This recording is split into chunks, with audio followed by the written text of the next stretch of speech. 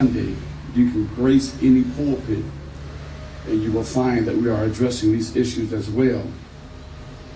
We are calling for clear and direct accountability from Chief of Police Brian Harding, Akron City Council, and Mayor Shamus Malik in this matter. Silence, excuses, or procedural justifications cannot replace moral responsibility. Inaction is complicity and an acknowledgement that citizens' lives don't matter. We demand that the Police Oversight Board conduct a full and transparent investigation of this incident and issue a recommendation for the termination of the officer involved. Our community cannot, will not heal when accountability is denied. We call on city leadership to act not only to restore faith in our institutions, but to honor the lives of those who have been taken too soon. Justice requires more than words.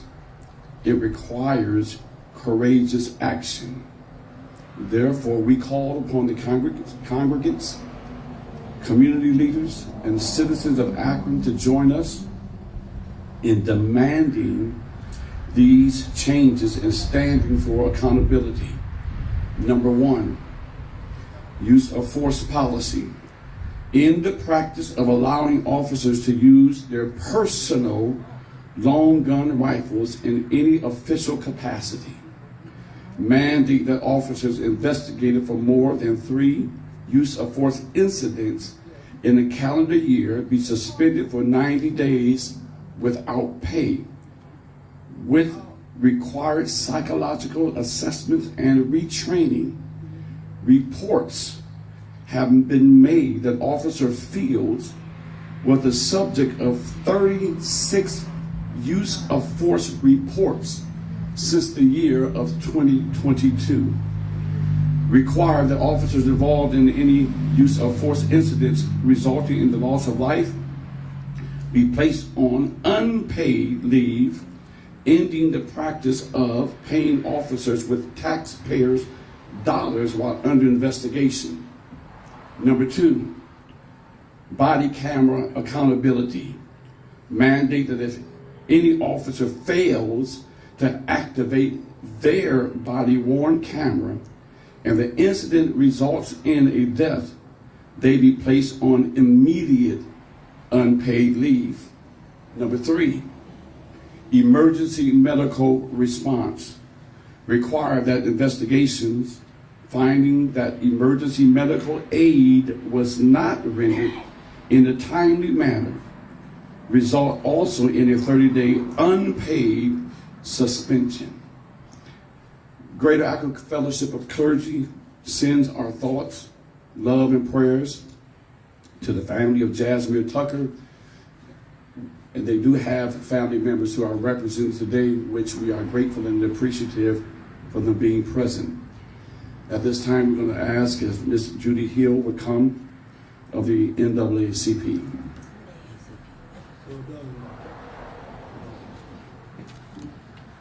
Good afternoon, and I want to say thank you for coming. I'm really tired of meeting like this, tired of seeing all of you at press conferences. I'm frustrated that more people are outraged that it's okay to shoot somebody in the back. I'm really frustrated and outraged that just more of us aren't here to do something to make some change. And I'm also a little outraged, and I want to say this and then I'm going to read my script. I hate it when people assume because we say something about injustice that we're against police. Let's make it clear, I'm not against the police by any means. What I'm against is police brutality. Those are two separate things. I support police officers. I just don't support the ones who commit crimes. And when was it okay to shoot somebody in the back? I still don't get it. Okay, I'm sorry. On last Thursday afternoon when we learned of the grand jury's no-bill decision. I spoke briefly with several reporters about the role of the Citizens Police Oversight Board. Today I'd like to provide some context for my remarks and speak briefly about what is to come. First, I want to reiterate to his family that the Akron NAACP is mourning with them and stands ready to support them in any way that we can. This is just another moment to remind us, as Dr. King said, of the fierce urgency of now. As a time when he uttered those words, this is no time to engage in the luxury of not being engaged, of not doing anything. And today we have not cooled off. We have a lot of work to do, community. The grand jury has done its work, and they've been thanked by the mayor. They've been thanked by the Fraternal Order Police. They've weighed in, started pointing fingers at who's accountable. But today we reaffirm that we need change to ensure that we never face another one of these. We begin a time of waiting now. Now we're supposed to be patient again. Now families are being tested. We are all being re-traumatized. The family will turn to the courts and the community, and we're going to hope that advocacy is going to make a difference this time. Without criminal charges, the case goes to the Akron Police Department's Internal Affairs Review process to determine whether the officer's actions violated any policy. Well, unfortunately, the use of force policy is so loose, so deficient in guidance for officers, that we know what to expect from that review. We've seen this movie before. We're likely to have one more example of why we need a use of force policy that provides more specific guidance for officers. The Akron NAACP pledges to participate in the use of force policy review that is just beginning, and to insist on those safeguards that are needed to prevent more tragedies like this one. The findings of the Akron Police Department's internal review, once complete, will be presented to the independent police auditor. The auditor will again consider all the evidence and issue a report. Either way, the auditor may provide recommendations that may be ignored again. Any recommendations will go to the city administration. The city, however, is not compelled to act. This is what I mean when I said that this thing needs more teeth. We need more teeth in the police oversight process. The charter amendment that was established in the Citizens Police Oversight recommendations, we thought we were looking at a way of a win-win, of working with, but it seems like it's another way of silencing our voices.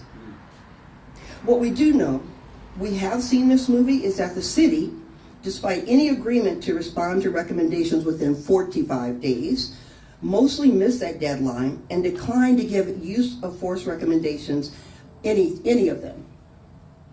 In the most recent report to the Citizens Police Oversight Board, the auditor flagged numerous audits. The responses are overdue and have been put aside until the force policy review. We expect a higher level of transparency from the city, and we expect change, and stop dragging your feet. We will continue to ask the mayor and the chief of police to provide timely, specific, substantive responses to the auditor's reports. We have an auditor who is well credentialed, and the city takes his reports and puts them aside. We call on citizens of Akron to join with us and to participate in this police review. Who will protect the public when police violate the law? We have to. Thank you.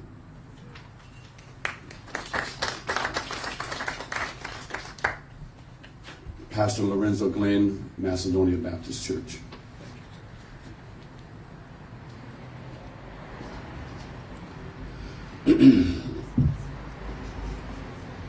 I thought this particular incident was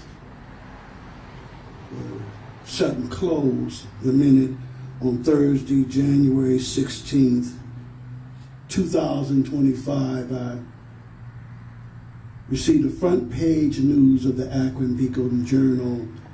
It says, autopsy, police shocked, 15-year-old in the back twice. Right arm once. This is not conspiracy theory. This came from Dr. Lisa Kohler, the Summit County medical examiner. So we cannot mitigate the veracity of her findings. It's her profession. And I looked at it and I declared, where is the threat? If this teenage boy was running away, he was the one fearful. And I look at it and I said, here we go again.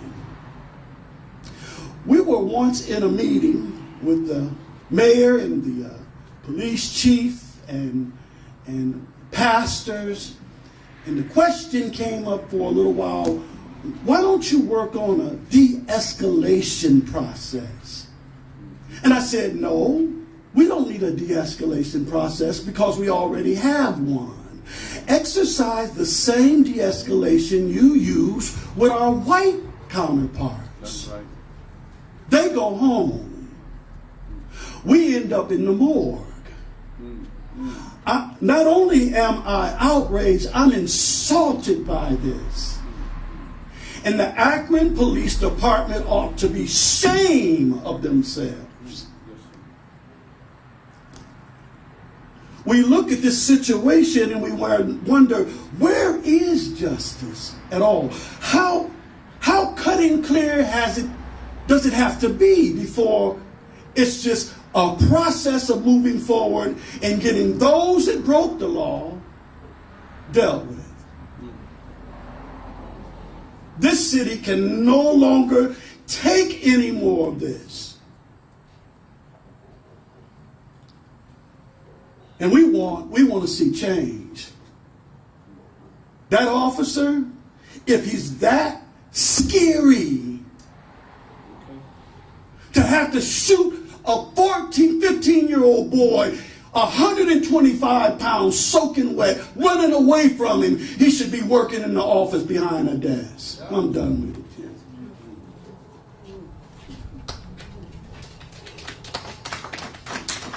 Ms. Barbara Sykes, Akron Public School. Good afternoon, everyone. I am Barbara Sykes, a member of the Akron School Board. The comments that I make are not necessarily those of the school board, but they are of Barbara Sykes, a member of the Akron School Board. One of the first pieces of legislation that I voted for as a member of Akron School Board was a resolution where we wanted to, as a board, to say to the mayor that we supported the process that the city was going through in selecting a new chief of police. We recognize the danger that police officers are in every day, and we recognize the responsibility that a police chief has. But we also, within the resolution, wanted to talk to the community, the chief of police, and particularly the mayor, about our students. Because we know that sometimes when you see one of our students, you may see that individual as a grown-up. But our students are still children. They are still maturing. They are still developing physically and mentally.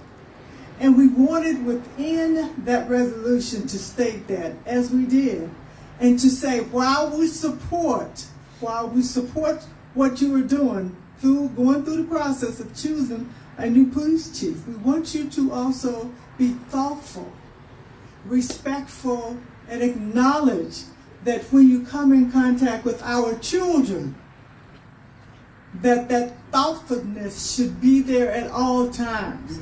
That patientness should be there at all times, because they are simply still developing.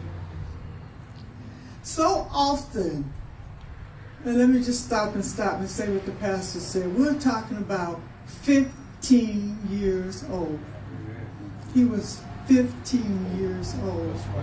And if we stop and think about when we were 15 years old, or our children being 15 years old, and our grandchildren being 15 years old, then I think we could appreciate what this means to this family when we say 15 years old. And how often we say to them, what were you thinking when you did that? And they will say, oh, Mom, I don't know. Oh, Grandma, I don't know. Oh, Aunt, I don't know. That's right. I don't know. And we laugh because we know 15 years old. And that's what we want to keep in mind as we deal with, because so many of these situations are dealing with our children. Quite often I find myself looking at the media covering incidents, and people will say, this is not our community. This is not our community. Even though I see ambulances, I see fire trucks, I see guns, I see rifles, I see bullets, I see bodies. And the community will say, this is not our community. And I know what they mean. This is not what I have in my mind. This is not how I think about my community. But this is our community. Whether it's a community on the other side of town, in another state, in another universe, it is our community. And our community is representative of what's happening all over. So when I think of this community, I think of where Jazz lost his life, Miller South. Right. Miller South is where my husband went to high school. And I hear about Big Blue all of the time. South and Big Blue. Miller South is where my daughter went when it became the Miller South Performing Arts School, Amelia. And I hear about what a great school it is. And Miller South is where Jazz lost his life. And it is our community. All of that represents our community. And we have a responsibility to stay, not to move from our community, not to say, what is happening to Akron? Oh, what in the world are we going to do? We're going to do what our president, hopefully, of NAACP said, NAACP said. Come together and work and figure out how we are going to solve this, because this is our community and we cannot run away from it. More importantly, these are our children, and we must step up and work on behalf of them and protect them, and we cannot run away from them. They are asking for us to help them. They need our help. This community, the community consists of the police, our children, our seniors, everyone. This is all of our community. And I am here to ask you to let's all stay and fight for our community. Let's figure out, we know what we need to do for our community. We know that we need to work together to improve our community. We know that our children, more than anyone else in our community, is dependent upon us to do what we know we can do, and that is fight, and not run away simply because we are reflecting what is happening across this country. We can do better. We must do better. Our children are dependent upon us. And I'm asking all of us, let's make a commitment today to do what we have to do to continue to support this wonderful community that we live in that's called Akron, Ohio. Yeah, Thank you. yeah. We have two other persons want to come, and then we'll take questions. Pastor Stacy Jenkins of the House of Prayer, and then closing us is Reverend Ray Green of Freedom God. Thank you. My name is Pastor R. Stacy Jenkins, Senior Pastor of the House of Prayer for All People Church. I probably was saved closer to last because I'm probably one with the least filter. The reality is the question was posed, what is the temperature in the community? Well, the temperature is hot. is hot because we're tired of what's going on. My point in case is 2 years ago, we met with Chief Harding and the mayor, Shamus, at New Hope Baptist Church. He had his team there. There were several pastors there. And I told him, unless something changed, there's going to be another killing. Since I had that communication, there has been 3. In life, we make choices. Our choices have consequences. But it seems like when it comes to the men in blue, there's no consequences. And I'm just being real. It's sad when I have to have a story and share with my sons how to act when they're pulled over by police. And I can tell you, in case you want to know, I'm going to give a class. Yes, sir. No, sir. I did it, sir. Thank you, sir.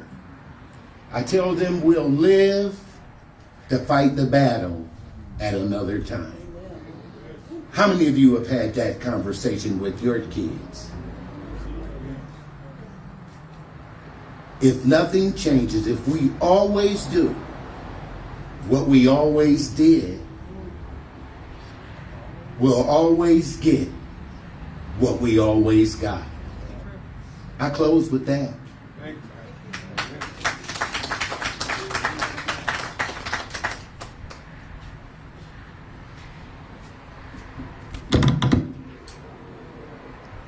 Good afternoon, family. So we stand here again after a killing of another citizen at the hands of state-sanctioned violence, grieved, angry, and unbowed by the grand jury's decision to return a no bill in the brutal killing, the public lynching of Jazmir Tucker. Once again, those sworn to protect and serve have taken a life, and our community is told to accept it as business as usual. But the word of God says otherwise. We learn in Micah that he has told you, O man, what is good, and what does the Lord require of you but to do justice, to love kindness, and to walk humbly with God. Justice is not optional. It is a divine requirement. Today we declare that forgiveness is not the absence of justice. God forgives, but also God demands accountability. What we see today, what we see in the killing of black men and black women all over the country at the hands of the police department is not accountability. It is complicity.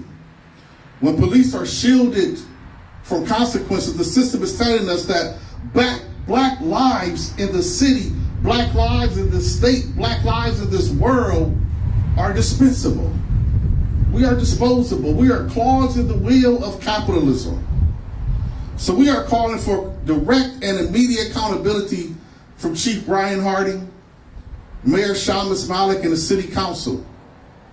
The City Council has the ability to enact legislation to give the Oversight Board more responsibility, more duty, more teeth to terminate this officer. Their silence, the mayor's refusal to terminate this officer, his silence, the chief's failure to fire this officer and hold the police department to accountability measures, their excuses, their procedural justifications cannot replace the moral responsibility as leaders of this city. For inaction is complicity. Yes. We demand that the Police Oversight Board terminate this officer. It is written in Isaiah to learn to do good, seek justice, and correct oppression. Deliver from the hand of the oppressor those who have been robbed and do no wrong or violence to the resident alien, the fatherless, and the widow, nor shed innocent blood of this place. Simply put, justice shall lead the land. To address real quick the question that the police department will have, or that they're asking as they're watching this press conference now. Why don't we have press conferences around community violence? Understand that the people here that have spoke today and the people that are here gathered today regularly deal with the gun violence that are plaguing our community. Just recently had a 72-hour ceasefire of street violence that was successful. Have trained over 100 mental health community workers who are formerly incarcerated that can connect with these children. We are confronting the pain within our own community and holding our own community accountable. But let's keep one thing clear. That struggle is separate from holding accountable those who are paid to protect the people of this land. Community violence and police violence are not the same. One comes from internal pain and lack of resources, the other from institutional power. Yes. So we demand policy changes and the end of use of personal long guns by officer, suspend officers with repeated use of force reports, require psychological assessments and restraining, and when officers' actions take life, no more paid leave on the people's dime. In Proverbs, we learn to open your mouth for the mute, for the rights of all who are destitute. We are opening our mouths today for Jazmir Tucker and all 50 people that have been killed by the police department in Akron, Ohio since 2000. For every life taken, there is absence of justice. So I beg you now, I beg the mayor, I beg the city council to allow justice to roll down like waters and righteousness like an ever-flowing stream. Let Akron be the city that guards the path to justice and protects the people. We will not stop until there is accountability. We will not stop until there is justice.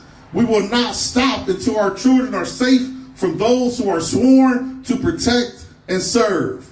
Because we understand that power is with the people, and we will begin to wield it accordingly. Thank you.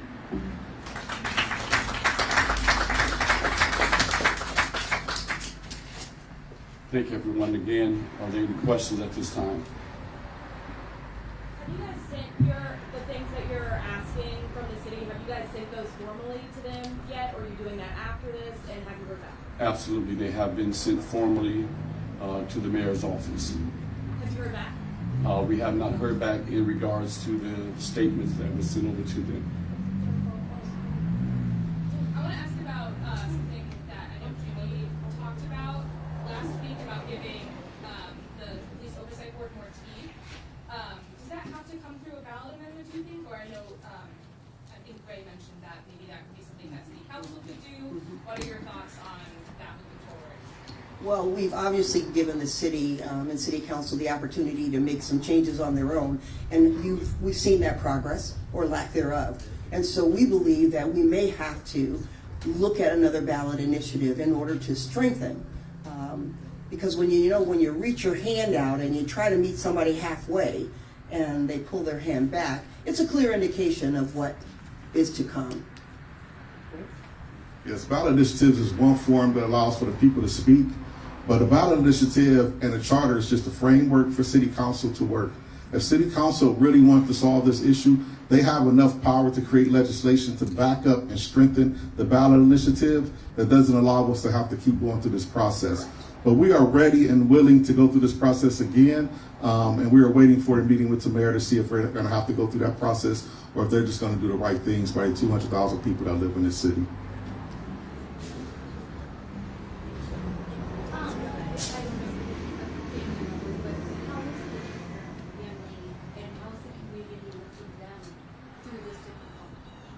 How is the Tucker family and how's the community lifting them?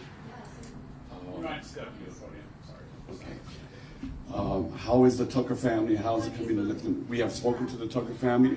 One of the aunts are present, and we spoke to them several times this week.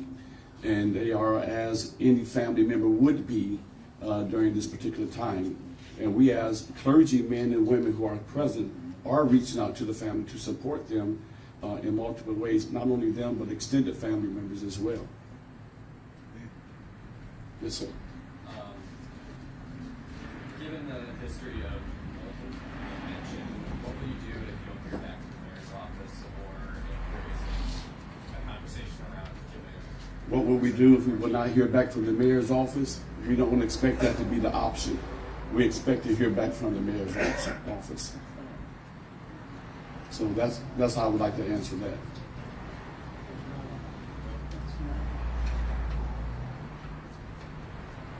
Any other questions?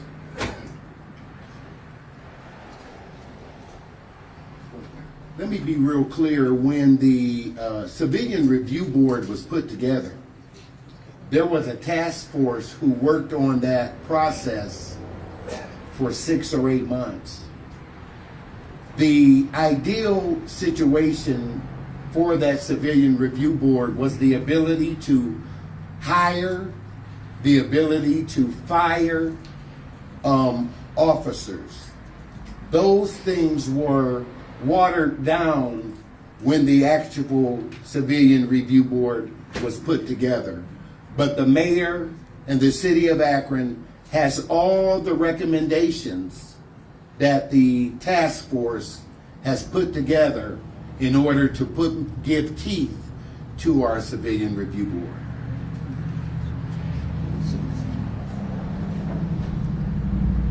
I asked myself when I read the article, is this good police work? I mean, can they clap that they got their assailant? Is this shoot a 15-year-old boy in the back running from them, afraid and scared on Thanksgiving night? Does somebody say, good job? It's ridiculous. It's an insult. And we can't do anything with this type of behavior. Anything with this type of and the worst insult. It's one thing to be insulted. It's another thing to stick it in our face and feel like we're too stupid to know we've been insulted. This is ridiculous. So there has been a change of heart. The family member, Miss Connie, who's the aunt, would like to make the statement, and then we will have her come at this particular time.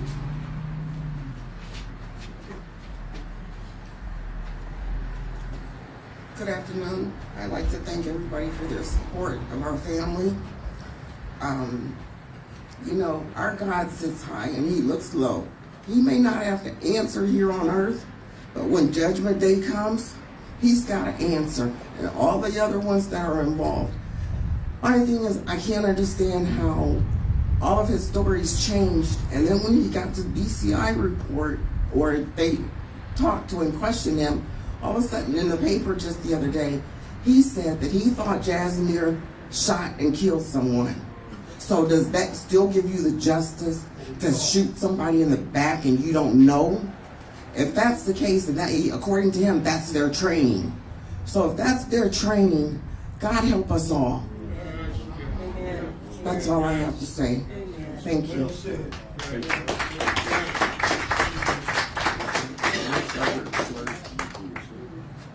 This concludes our press conference today.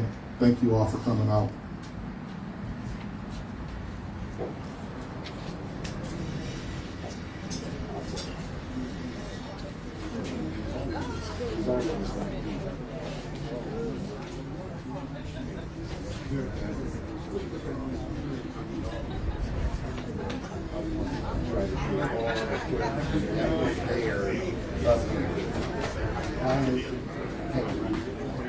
Thank you.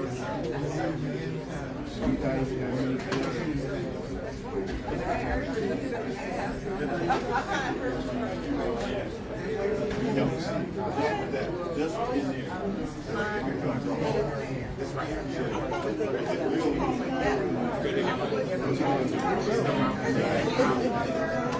Oh, no. I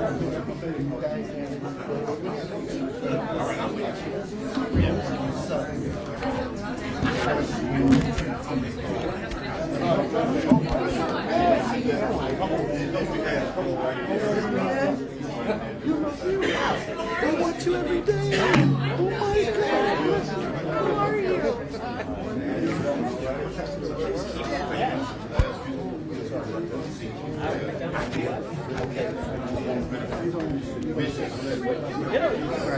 Hey, if you guys can pull up.